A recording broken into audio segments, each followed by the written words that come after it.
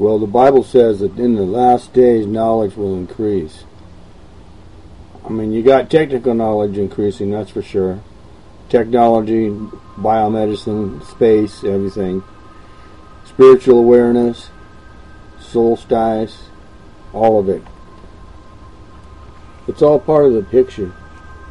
The only thing I know of for sure is that I can be overwhelmed with all of the knowledge that's increasing. And I'm being inspired to push information and knowledge out to others. Just like you. You're being inspired to do the same thing. But we have so much knowledge coming at us. I only ask for one thing. Whatever knowledge you get, have it be done in honesty and with integrity.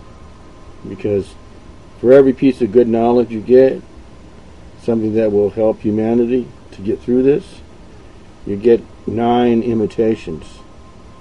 And the 9 imitations lead to destruction. It's up to all of us to pick out the right one. I mean, I believe there's 2 types of people on earth. Those that lead and those that follow.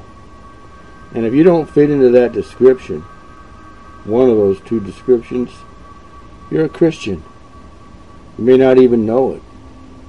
Because there's a lot of Christians who are not really Christian. And there's a lot of non-Christians who are not really non-Christian. Because true Christianity isn't a religion. It's a way of life. The secret of secrets.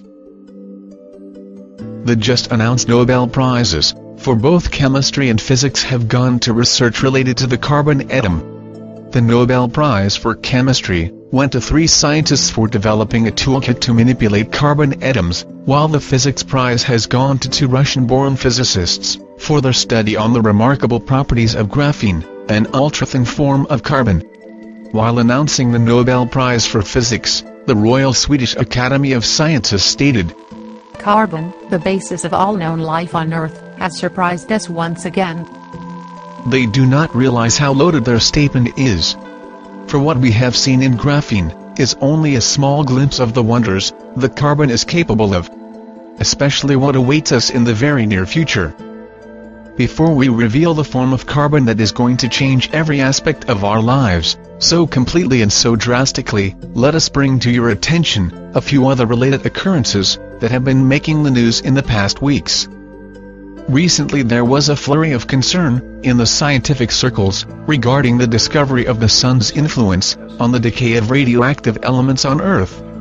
It was found that some kind of strange emissions from the sun are causing matter to mutate on Earth.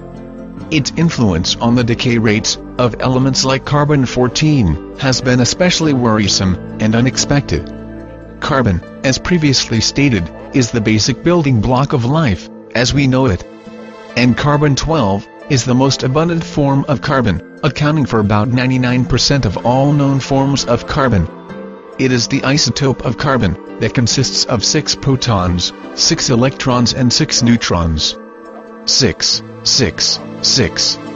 Does that sound familiar? After oxygen, the second most abundant element in the human body is carbon-12. On cremation, the body returns to its carbon-12 state. After hydrogen, helium and oxygen, which are all gases, carbon-12 is the most abundant element in the universe.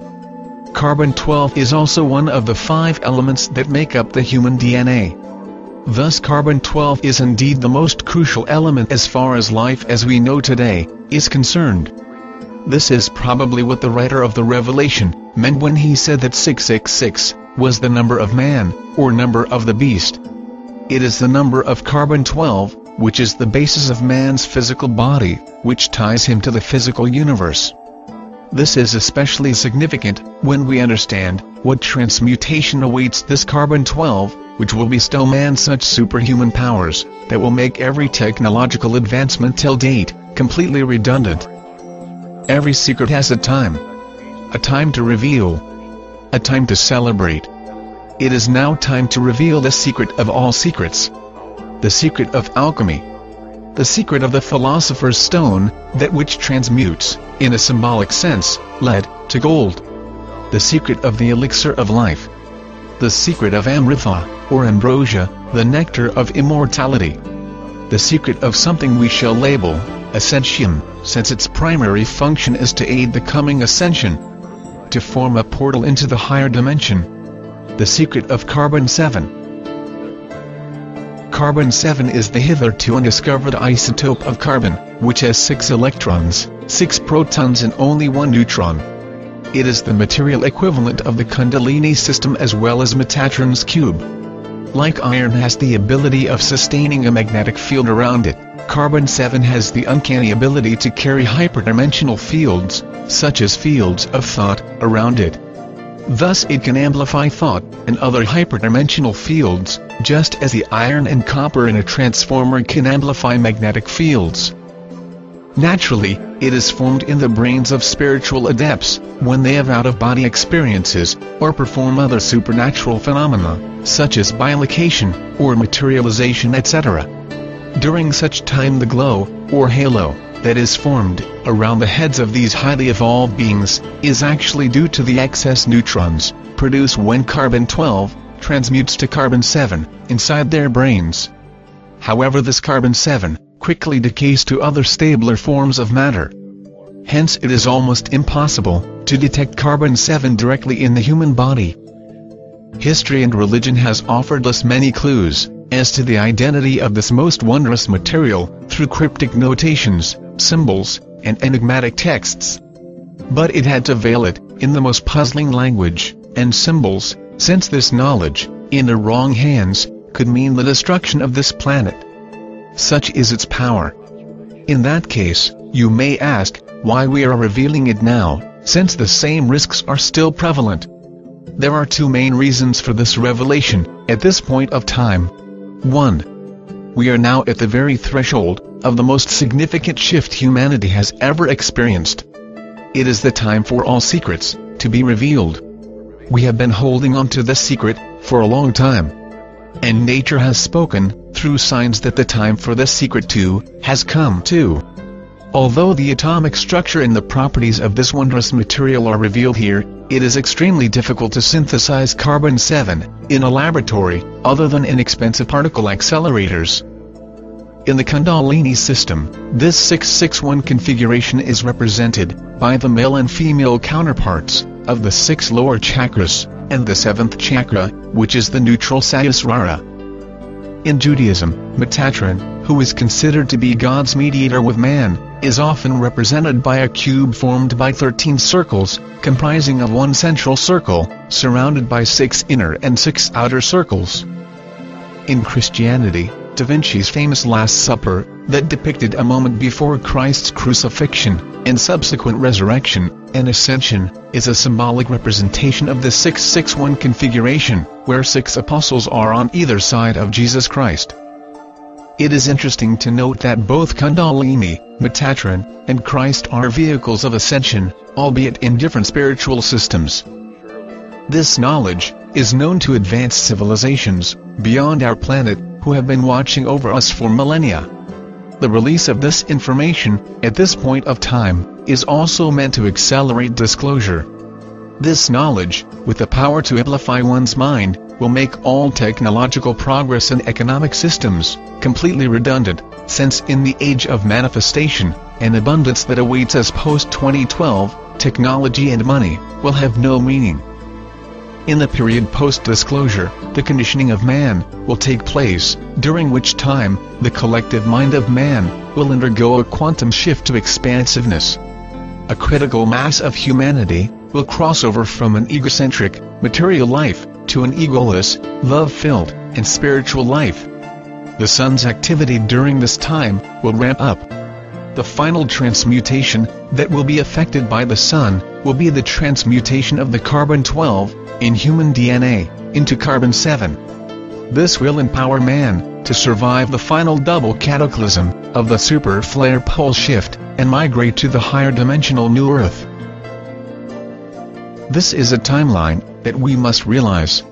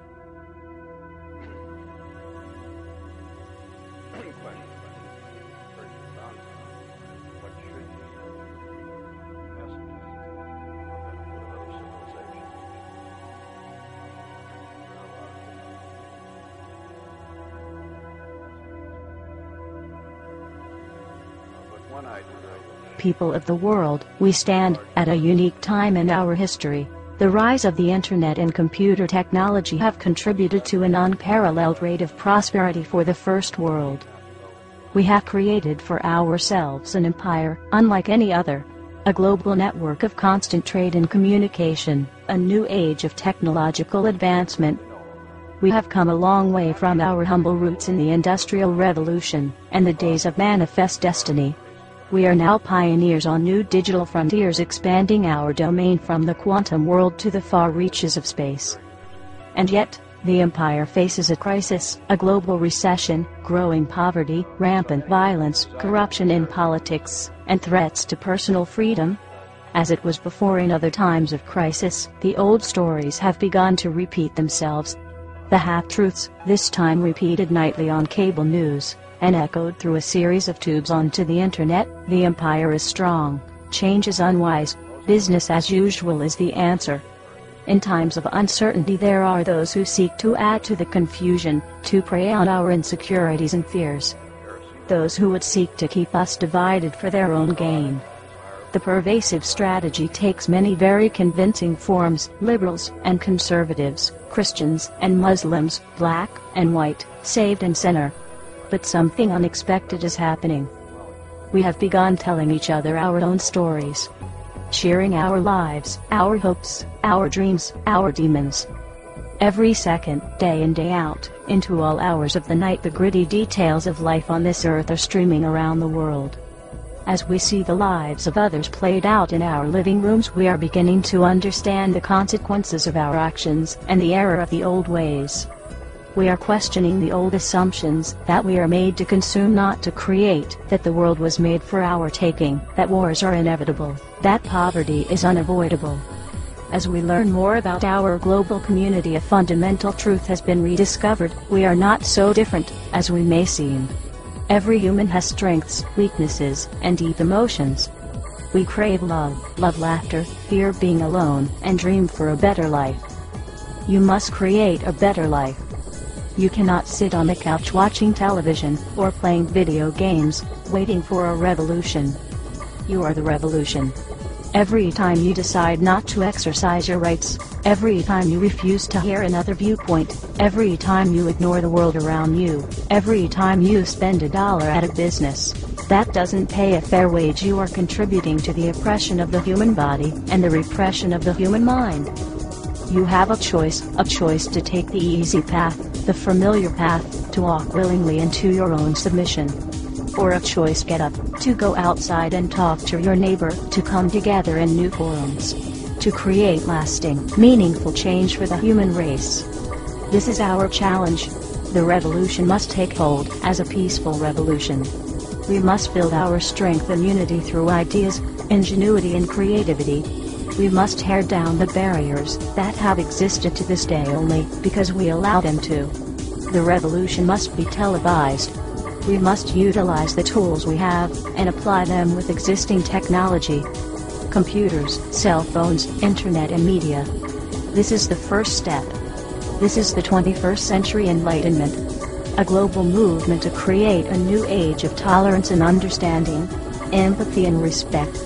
We must spread our message and express our desire for a more compassionate and humane existence on this planet. This must begin immediately because, as you are listening to this address, world governments are taking steps to make the internet a less friendly and tolerable place for expression. This is a direct attack on your rights, which brings us to the next step of the revolution. Step 2. Digital supremacy. With each attack on the people of this world, we must regain our footing, as we are losing ground at a rapid pace. We are being attacked on all fronts. We feel the pain in our personal finances, our ability to express ourselves, our abilities to live quality lives, and our security for a better tomorrow, even the loss of personal self-worth. Never forget that you are special. No matter how this degenerate system may make you feel. The banks, the stock markets, the politicians, none of these systems are any comparison to the power you hold as a living, breathing human being. You possess an infinite power in the idea of a better world. And that idea will be planted in the cyber world. Digital supremacy is a calling to all those who possess the ability to alter cyber barriers. Cryptics, networks, security measures, these are not game breakers for those who possess the right knowledge. We know you are out there, waiting. Now your calling is here. The central banks that hold our lives hostage to currency, the governments that commit tyrannical infringements, to hold the people of this world imprisoned within the system must be taken down from the core. It's time to hack the planet, it's time to turn the tables on the powers that be and show them that we have had enough. You are the digital warriors of the underground. This is your battle, and it begins now. Commence assembly for global retribution. Utilize all means of spreading our message, that now is the time for the people to take back the power. Be creative. Attach the message to digital billboards, digital stickers, corporate/government websites, anything you can think of to spread our non-violent message. This begins now. People of the world, following digital supremacy, the governments and media will demonize the movement and the peaceful means in which we announce our presence. This is where you begin your own mission, to spread that same message through art, graffiti, flyers, music, lectures, assembly, and peaceful protest. But do not be confused, while peace is priority, at this stage in the game, violent oppression must be prepared for and dealt with accordingly and in an organized fashion. Avoid collateral spillover. This is not anarchy, this is resistance. The time is now. The revolution has begun. We are the people. We are one. We are legion. Power to the people, power to the resistance, and Godspeed to all of us. This has been an anonymous address from the underground.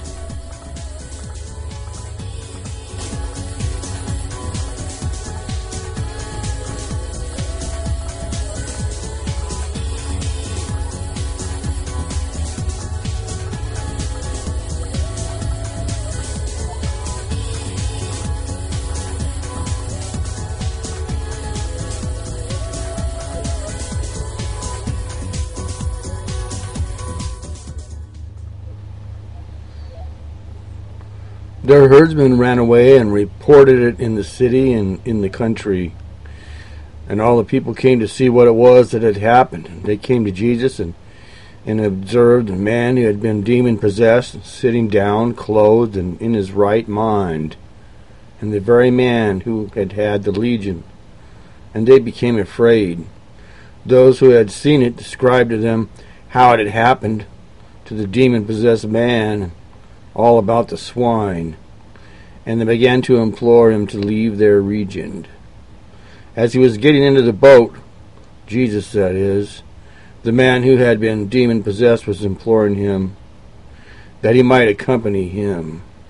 He didn't let him get in the boat, but he said to the man, "Go home to your people and report to them what great things the Lord has done for you, and how he had had mercy on you." And he went away and began to proclaim in Decapolis what great things Jesus had done for him, and everyone was amazed. I'm amazed that they told Jesus that he had to leave because of what he had done. I mean, why did all the people in the city ask him to leave after he cast out a legion of demons from one man? It's because they were afraid of the consequences. Secondly, why did the demons ask to be sent into the pigs? I mean, what's the big deal? He cast them out of a man, and then what? They have no flesh body to go into. Where do you think they went when they jumped off the cliff? 1,000 pigs died in the sea. Where did the demons go then? Into other men. They didn't want to be sent out of the country. Why did all that happen?